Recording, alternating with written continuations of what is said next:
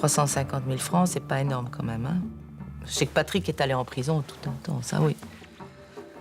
Ça lui a rapporté beaucoup. C'est de la connerie monumentale, hein, ça. Une chose pareille. Une chose pareille, c'est même impensable. C'est même impensable.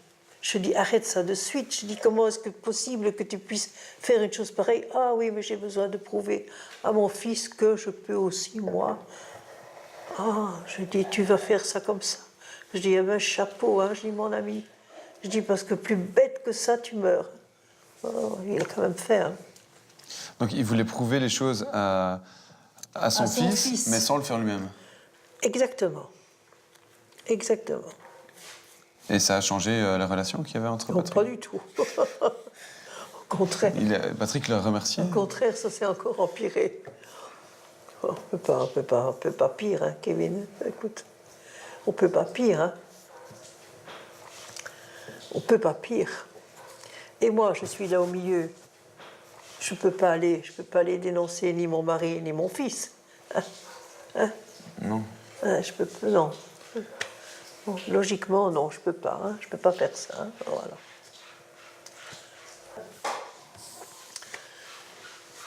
Je pouvais les tuer, tous les deux.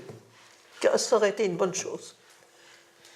D'abord ton grand-père, et puis donner une bonne leçon à ton père. Okay. Voilà, ça aurait été peut-être bien.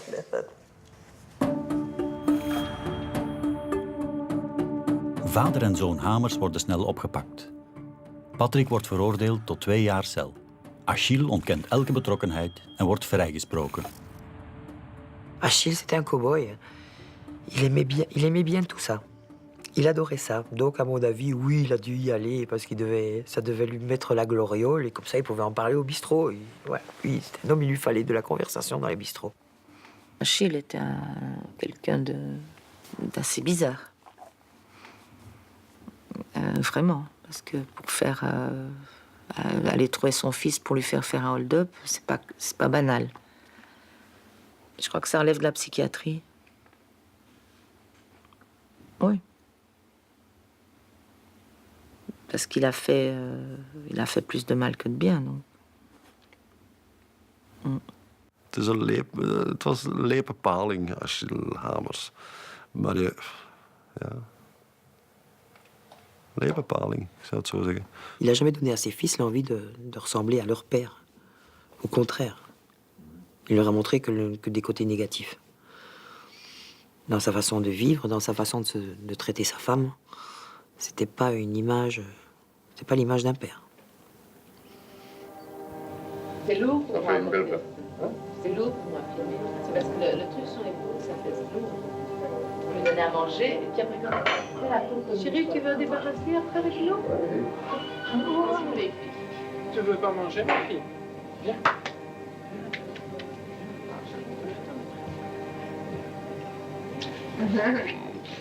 Wow. Wow. T'es enlevé trop vite. Ah non. J'aimerais bien s'y aller. C'est un problème psychologique qui vous a fait devenir truand? Oui, enfin psychologique, je sais pas. Hein, j'avais des problèmes, oui, j'avais des problèmes psychologiques. Moi, personnellement, j'avais des problèmes. Je savais pas, j'étais pas bien dans ma peau, machin, bazar. Et là, je me suis trouvé, quoi. Tout simplement. Moi, j'étais petit délinquant, c'est-à-dire que je volais des voitures. Et Patrick commettait des petits hold-up. Et à un moment donné, il s'est dit qu'on pourrait peut-être travailler ensemble. Et disons que c'est le démarrage d'autre chose.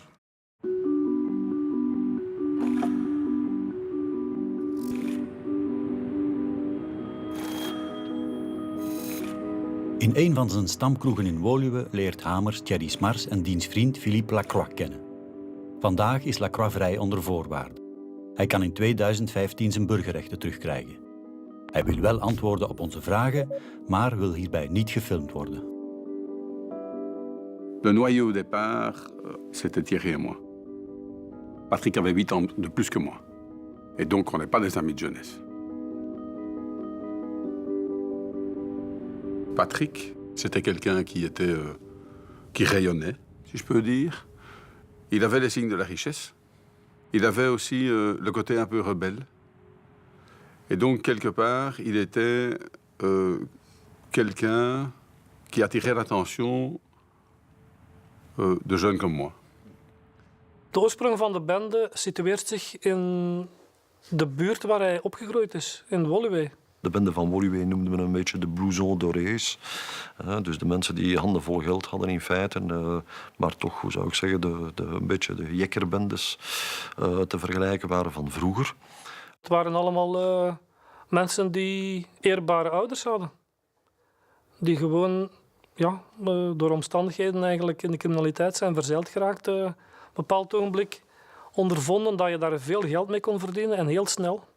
Het volstond van een beetje ballen aan je lijf te hebben eigenlijk om die acties te plegen.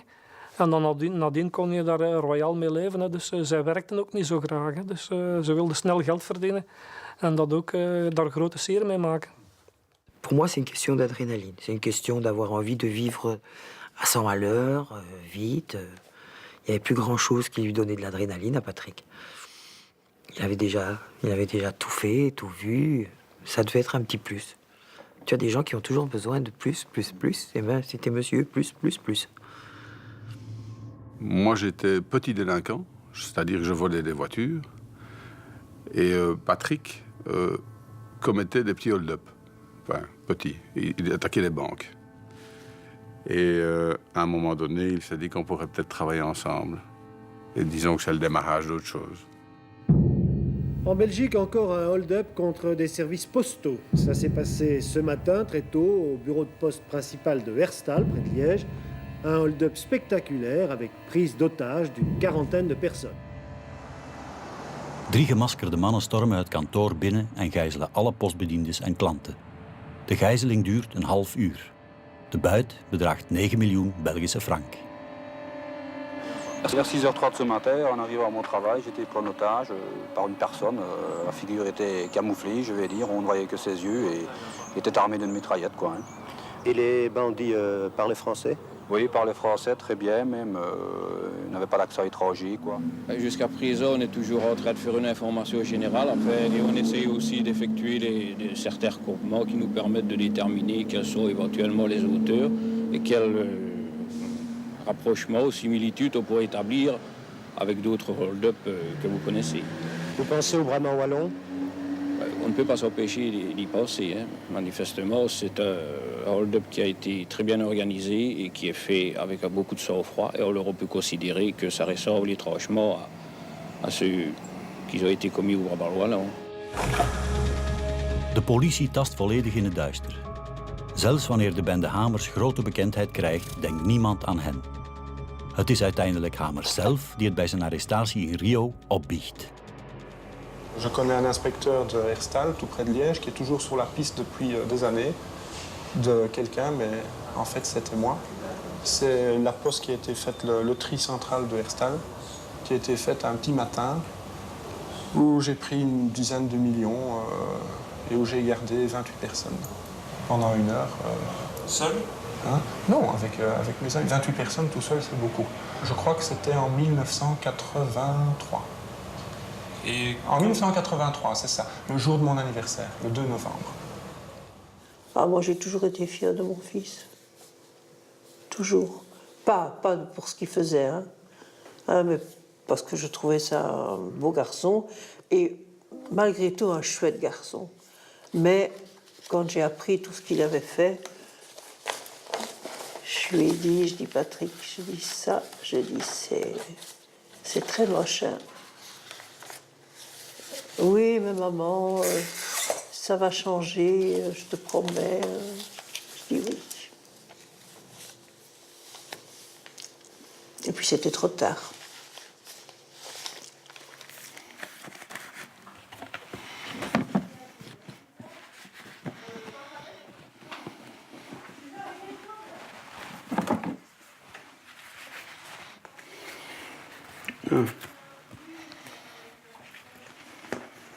Le 10 du 6 93. Donc ça a été fait juste après le suicide. Je vous aime tant, j'ai été à la mer, j'ai regardé pendant un temps infini au loin, en vain, le voilier qui vous emportait à tout jamais. Vous êtes si loin, mes enfants chéris. Vous me manquez tellement. Ça, c'est la signature de mon grand-père.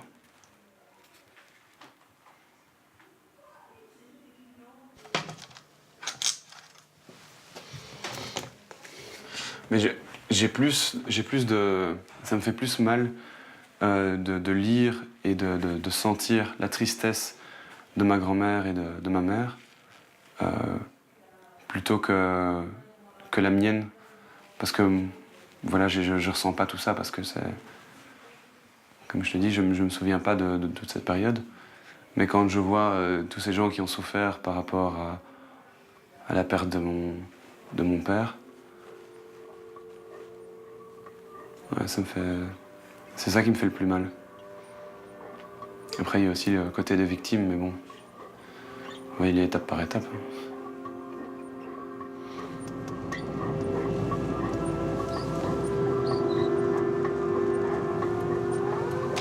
C'est cette maison-là, avec les 2 plus grands palmiers de Saint-Laurent. Chaque vacances, je suis venu ici, jusqu'à la mort de mon grand-père. Là, ils ont dû la vendre pour... Enfin, ma grand-mère a dû la vendre pour payer les dettes. Parce que mon grand-père avait laissé beaucoup de dettes.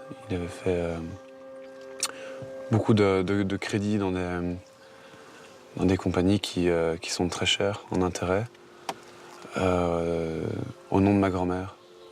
Donc ma grand-mère a dû rembourser. Elle a dû vendre la maison pour ça.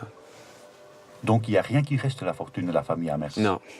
C'est assez triste comme constat, mais il n'y a plus rien qui reste des 20 magasins, des appartements, des maisons.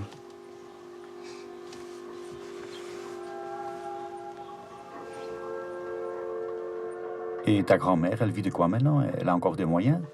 Non, elle n'a plus de moyens. En fait, ma grand-mère, elle n'a plus rien. Elle a une pension de retraite qu'elle touche depuis la Belgique. Mais elle a plus rien pour l'instant. Enfin, heureusement, elle n'a pas beaucoup de besoins. Mais même si elle en avait, elle ne pourrait pas y pourvoir. Donc.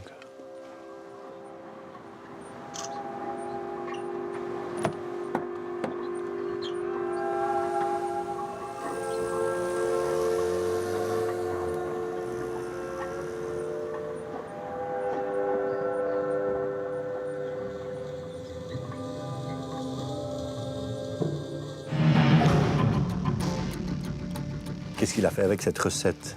Ah, on l'a dépensé à l'île Maurice, je crois.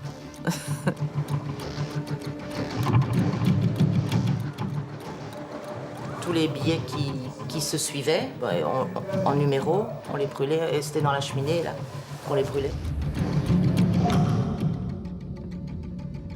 Thierry est arrivé chez moi en me disant « je suis un assassin, je les ai tués ». J'ai appuyé sur le bouton, ils sont morts, ils sont déchiquetés. Quand c'est fait, c'est fait. C'est trop tard. Il est impossible de réparer.